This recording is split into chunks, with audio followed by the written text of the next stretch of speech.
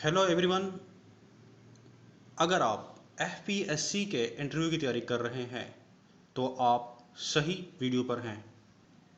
ये वीडियो आपको बताएगी कि एफपीएससी के इंटरव्यू में कौन कौन सी चीज़ें हैं जो मैटर करती हैं और इसमें क्या चीज़ अहम होती है सिलेक्शन के लिए।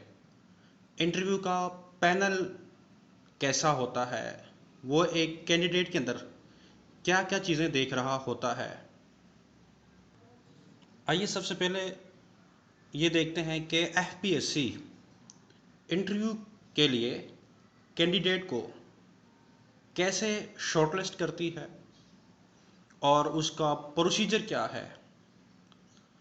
एफपीएससी जो है वो ये जो दिया गया क्राइटेरिया है इसके मुताबिक कैंडिडेट को इंटरव्यू के लिए शॉर्टलिस्ट करती है। सबसे पहले एफपीएससी रिटन टेस्ट लेती है और जो लोग रिटन टेस्ट क्वालिफाई करते हैं तो वो उनसे वेरीफाइड और वैलिड डॉक्यूमेंट्स जो होते हैं वो उनसे पूछती है। तो जो कैंडिडेट्स होते हैं वो वैलिड या और वेरीफाइड जो डॉक्यूमेंट्स होते हैं वो सबमिट करते हैं। सबमिट करने के बाद वो कैंडिडेट्स जिनके रिटन टेस्ट में या जो एमसीक्यूज़ का टेस्ट होता है उसमें सबसे ज़्यादा मार्क्स होते हैं उनको वो इंटरव्यू के लिए शॉर्टलिस्ट करती है। और दूसरी चीज़ ये है कि डॉक्यूमेंट्स के साथ साथ वैलिड डोमिसाइल भी होना चाहिए। एफपीएससी जो है वो डोमिसाइल को भी चेक करती है। ऐसा ना हो कि आपका जो डोमिसाइल है वो कहीं और का है और आपने कहीं और अप्लाई किया है। तो ये सारी चीज़ें, इन सब चीज़ों को, इन सब क्राइटेरिया को मद्देनज़र रखते हुए एफपीएससी जो है वो इंटरव्यू के लिए कैंडिडेट को शॉर्टलिस्ट करती है। इसके बाद हम देखते हैं कि इंटरव्यू के इंग्रेडिएंट्स क्या है, यानी कि इंटरव्यू के अंदर कौन सी वो चीज़ें हैं जो सबसे ज़्यादा मैटर करती हैं जिसकी बेस के ऊपर एक कैंडिडेट की सिलेक्शन होती है। सबसे पहले जो चीज़ है और सबसे इम्पोर्टेंट जो चीज़ है वो होती है बॉडी लैंग्वेज।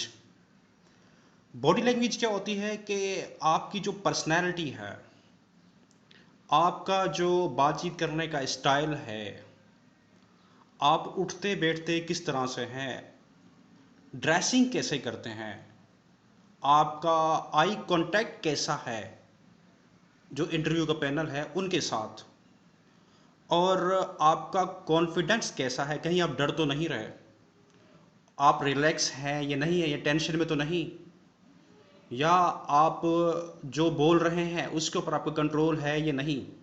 काफ़ी कैंडिडेट ऐसे भी होते हैं कि वो बोल कुछ रहे होते हैं और बोलना कुछ और चाहते हैं, यानी कि उनके जो एक्सप्रेशन होते हैं उससे फियर जो होता है वो झलक रहा होता है, उनके एक्सप्रेशन से या बॉडी लैंग्वेज से डर झलक रहा होता है, और उन ऐसा महसूस हो रहा होता है जैसे कि उनमें कॉन्फिडेंस की कमी नहीं, और वो बातचीत करते हुए घबराते हैं, उनके जो अल्फाज होते हैं उनके ऊपर उनका कंट्रोल नहीं। बॉडी लैंग्वेज जो होती है वो सबसे ज़्यादा मैटर करती है इंटरव्यू में।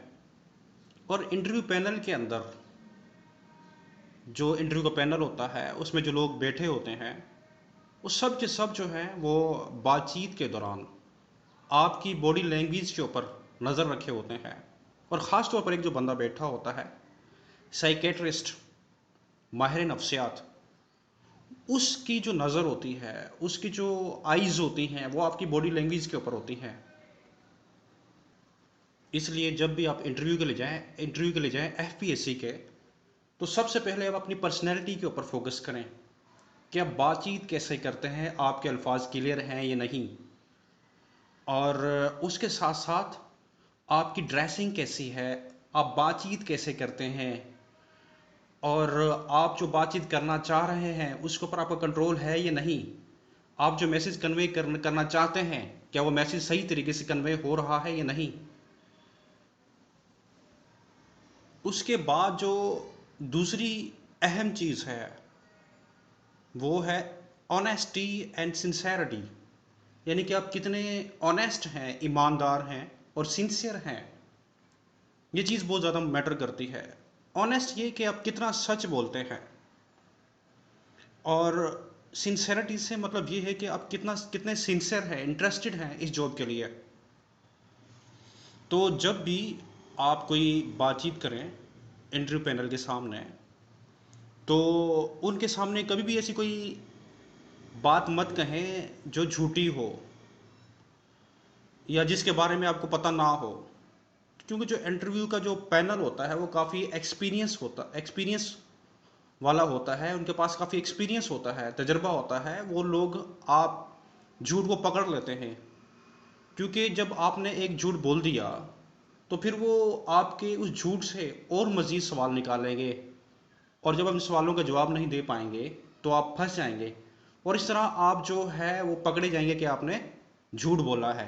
और आपका एक सिंगल झूठ भी जो होता है वो भी काफ़ी होता है आपको इंटरव्यू के लिए रिजेक्ट करने के लिए। तो इसलिए तब जब भी आप बातचीत करें इंटरव्यू पैनल के साथ, हमेशा सच बोलें। चाहे वो उसमें सच बोलने में कोई मसला हो या कोई चक्कर हो, कोई इशू हो, कोई मसला नहीं, लेकिन आप सच बोलें, सच बोलने की कोशिश करें।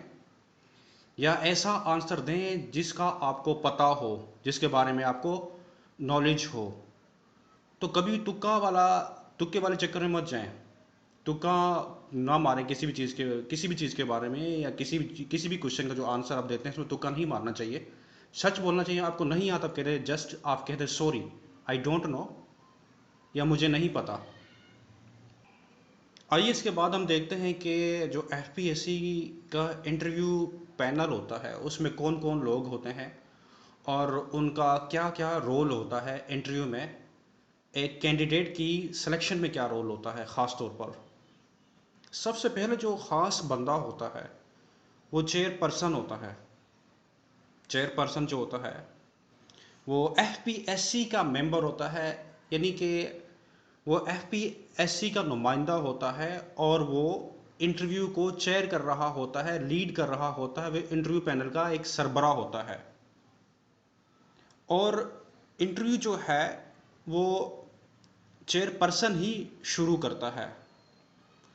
चेयरपर्सन जो होता है वो आपसे पर्सनल क्वेश्चन कुछ पूछ सकता है, आपकी पर्सनैलिटी से रिलेटेड, आपके जॉब कैरियर से रिलेटेड, और ख़ास तौर पर जीके से रिलेटेड, या फिर ऐसा जिस एरिया के अंदर आप रह रहे हैं, जहाँ का आपका डोमिसाइल है, वहाँ के जो है आपसे जीके क्वेश्चन पूछ सकता है, या आपके प्रोविंस के बारे में, जिस सूबे में आप रह रहे हैं उसके बारे में आपसे क्वेश्चन पूछ सकता है। करंट अफेयर के जो है वो क्वेश्चन आपसे पूछ सकता है। इस्लामियात के भी हो सकते हैं या इंटरनेशनल अफेयर के भी हो सकते हैं।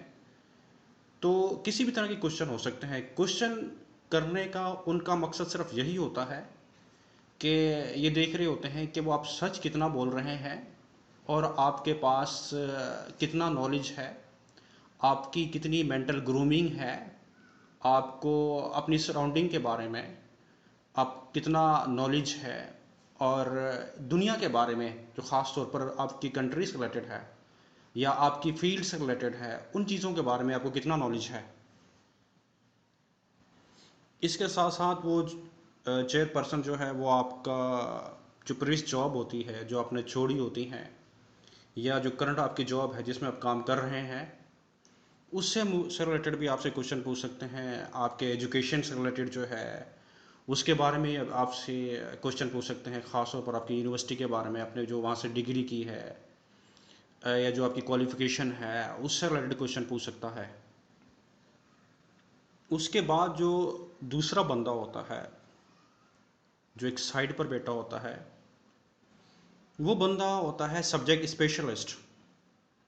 और सब्जेक्ट स्पेशलिस्ट जो होता है वो डिपार्टमेंट की तरफ से होता है, उस डिपार्टमेंट की तरफ से जिसकी जॉब है या जिस जॉब के लिए आप इंटरव्यू देने के लिए आए हैं। तो सब्जेक्ट स्पेशलिस्ट जो होता है वो आपसे जो करंट जॉब है, यानी जिसके लिए आपने अप्लाई किया है, जिसका आप इंटरव्यू दे रहे हैं, उसके बारे में वो क्वेश्चन आपसे पूछ सकता है। और इसके साथ साथ जिस डिपार्टमेंट में आपने अप्लाई किया है वो उसके बारे में भी जो है वो आपसे क्वेश्चन पूछ सकता है। आपके एजुकेशन के से रिलेटेड या जॉब कैरियर जो है उससे रिलेटेड क्वेश्चन पूछ सकता है। इसके बाद जो तीसरा बंदा है वो होता है साइकेट्रिस्ट। साइकेट्रिस्ट यानी माहिर नफ्सियात जो होता है, उसकी नज़र आपकी बॉडी लैंग्वेज के ऊपर होती है। वो हर चीज़ नोट कर रहा होता है, आपका बातचीत करने का स्टाइल, तरीक़ाकार, कॉन्फिडेंस लेवल, आपके फेयर्स, कितना आप सच बोल रहे हैं, आप में कितनी बेचैनी है, टेंशन तो नहीं ले रहे। तो सारी चीज़ें जो होता है वो इसको नोट कर रहा होता है। साइकोलॉजिस्ट जो साइकेट्रिस्ट जो है, माहिर नफ्सियात, वो भी आपसे जीके क्वेश्चन पूछ सकता है, यानी कि कुछ ऐसे सवाल भी पूछ सकता है आपसे, आपकी पर्सनैलिटी को देखने के लिए, या उसके माइंड में अगर कोई कन्फ्यूज़न होती है, या आपसे वो बातचीत करने के लिए जो है वो कुछ क्वेश्चन पूछ सकता है, जीके के क्वेश्चन पूछ सकता है ख़ास तौर पर। तो साइकेट्रिस्ट जो है वो आपकी पर्सनैलिटी को अप्रूव करता है कि ये बंदा इस डिपार्टमेंट के अंदर काम कर सकता है या नहीं कर सकता। तो इन तीनों लोगों का बड़ा इंपॉर्टेंट रोल होता है। और जो इंटरव्यू पैनल का जो चेयरपर्सन है, उसका सबसे ज़्यादा रोल होता है। उसके पास भी 50% परसेंटेज होती है, 50% मार्क्स होते हैं। और उसके बाद जो है सब्जेक्ट स्पेशलिस्ट जो है, उसके पास भी 50% मार्क्स होते हैं। तो ये दोनों जो मेंबर होते हैं, ये इम्पोर्टेंट होते हैं, इनके पास इक्वल मार्क्स होते हैं। तो इनके मार्क्स और साइकेट्रिस्ट का जो अप्रूवल है आपके आपकी पर्सनैलिटी के बारे में, अगर साइकेट्रिस्ट आपको अप्रूव कर देता है, और जो है ये जो मेंबर हैं दो एफपीएससी के, यानी कि चेयरपर्सन और सब्जेक्ट स्पेशलिस्ट, इनके अगर नंबर अच्छे होते हैं तो आपका एक अच्छा मेरिट बन जाता है, और आपको जो है वो सिलेक्ट कर लेते हैं। लेकिन अगर आपके पास नॉलेज अच्छा है, साइकेट्रिस्ट जो है वो आपकी पर्सनैलिटी को प्रूव नहीं करता, उसको लगता है कि आप में फेयर हैं, आप डिपार्टमेंट में काम नहीं कर सकते, तो फिर भी आपकी रिजेक्शन हो सकती है। इसके अलावा अगर आपके जहन में कोई सवाल है, इंटरव्यू से रिलेटेड कोई चीज़ पूछना चाहते हैं, तो कमेंट सेक्शन में आप जो है वो क्वेश्चन पूछ सकते हैं। और इसके साथ साथ जो है वो थैंक यू और best of luck for your interview.